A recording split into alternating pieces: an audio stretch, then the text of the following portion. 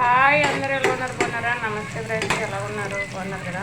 నేను వచ్చే బీరకాయ పాలు కూర ఉంటున్నాను, పాలు చేస్తాను. ఇందులో మినపప్పు, శనగపప్పు, ఆవాలు, కరివేపప్పు, ఎండుమిరపకాయలు ఇవన్నీ వేసి ఇలా మగ్గిపోయింది. నెక్స్ట్ ఏంటంటే ఉల్లిపాయలు, పచ్చిమిరపకాయలు, ఎండుమిరపకాయలు కూడా వేసాను.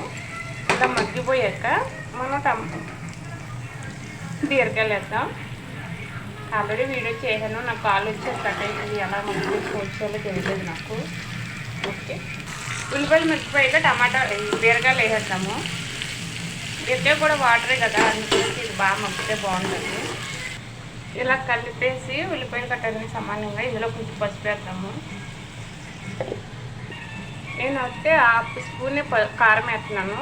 ఎందుకు ఇప్పుడు వేస్తున్నానంటే బీరకాయ వాటర్ ఉంటుంది కాబట్టి ఇది కూడా బాగా మగ్గిపోతుందని వేస్తున్నాను.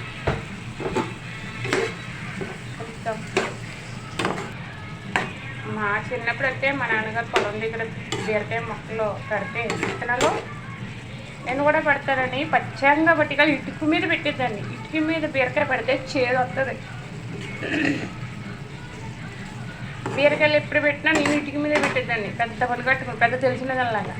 ఎందుకంటే అప్పుడు నాకు తెలుసు దాని మీద పెడితే చేదు వస్తుందని. బీరకాయలు పెద్దగా కాస్తాయి అని తెలుసు. అంటే ఆ ఇటుక మీద బీరకాయ ఇత్తనం పెట్టేవాడు. కొద్ది మొక్క వచ్చాక బీరకాయలు పెద్దగా కాస్తాయి. కేజీన్నర 2 కేజీల బీరకాయ కూడా ఉంటుంది. ఆ దృష్టిలో నేను పెట్టిన మొక్క పెద్ద పెద్ద బీరకాయలు కాసిందని ఎగరేసుకుంటూ వెళ్ళి కోసుకొచ్చేదాన్ని నాకు తెలియని టైంలో. మాకైతే ఎక్కువ పొలం దగ్గర నాన్నగారు కౌలికి పొలం చేసేటప్పుడు బీరకాయలు, బెండకాయలు, వంకాయ మొక్కలు, టమాటా మొక్కలు, పచ్చిమిర్చి అన్నీ అక్కడ పెట్టేవారు. మళ్ళీ చెరువులు లీజుకి చేసేటప్పుడు కూడా నేను అయితే అక్కడ కాపులో ఉండేదాన్ని. సరే, మరి క్లోజ్ చేద్దామా?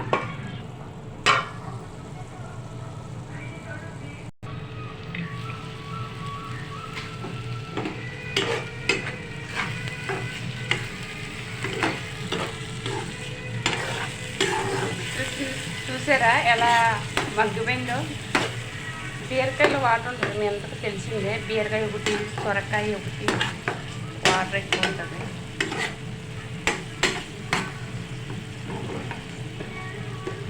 ఇందులో కొంచెం వాటర్ పోద్దాము.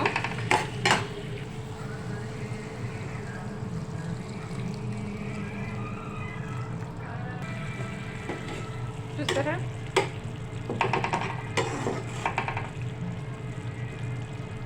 చూసుకొని వేసుకోవచ్చు.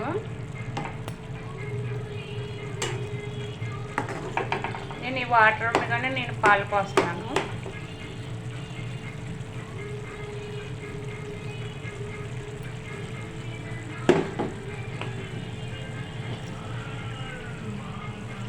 నేనైతే ఉద్యమని చేసుకున్నా. మనం టీ తాగండి కప్పుడు.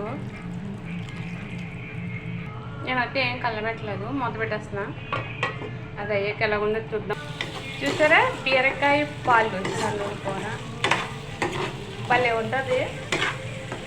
ఇది రోటీ, చపాతి, రైస్లోకి, సంగట్లో కూడా బాగుంటుంది. అలాగే ఇంట్లో వేడివేడి అన్నంలో నెయ్యి వేసుకుని తింటే చాలా బాగుంటుంది. నేను అది చాలా ఇంట్లో నెయ్యి వాడతాను, నాకు ఫేవరెట్ నెయ్యి. సరే, మరి చూడండి, ట్రై చేయండి, లైక్ చేయండి, షేర్ చేయండి, కామెంట్ చేయండి, మర్చిపోవద్దు. మన ఛానల్ని సబ్స్క్రైబ్ చేసుకోండి. అదే మనకు రాని భాష మాట తిరగదు. లైక్ వేసుకోండి అబ్బా, షేర్ చేయండి, కామెంట్ చేయండి. ఈ కర్రీ ట్రై చేసి ఎలాగుందో షేర్ చేయండి.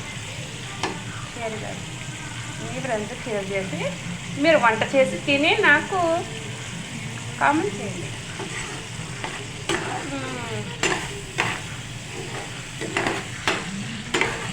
నిజంగా అంటే నిజంగా బాగుంటుంది, చాలా టేస్ట్ ఉంటుంది. ఎన్ని కారం అయితే పెద్ద కారంగా ఉండదు. ఇది కొంతమంది బాలెంతో పెడతారు. నెక్స్ట్ పత్తంలో కూడా దీన్ని వేసి చేస్తారు. అప్పుడు పత్తంలో వండేటప్పుడు శనగపప్పు, మినపప్పు తీసేస్తారు. ఎందుకంటే ఒక్కొక్కరు తినొచ్చు, ఒక్కొక్కరు తినకూడదు కదా. అది అందులో తినొచ్చు. ఈ కర్రీ చాలా అంటే చాలా బాగుంటుంది. సరే, నిజంగా ఇలాంటి కూరలకు అలవాటు పడే వాళ్ళు చికెను మటను వాటికి దూరం అవుతారు. మా ఇంట్లో అయితే కంపల్సరీగా చేస్తారు. మా ఫ్యామిలీ అందరూ ఈ కర్రీ చేస్తారు. నేను అప్పుడప్పుడు చేస్తాను. మా అబ్బాయి కంటే చాలా ఇష్టం పాలేసిన బీరకాయ కూర అంటే. ఓకే, మరి లైక్ చేయండి, షేర్ చేయండి, కామెంట్ చేయండి, సబ్స్క్రైబ్ చేసుకోండి, గంట సింబల్ కొట్టండి, షేర్ చేయండి. బాయ్.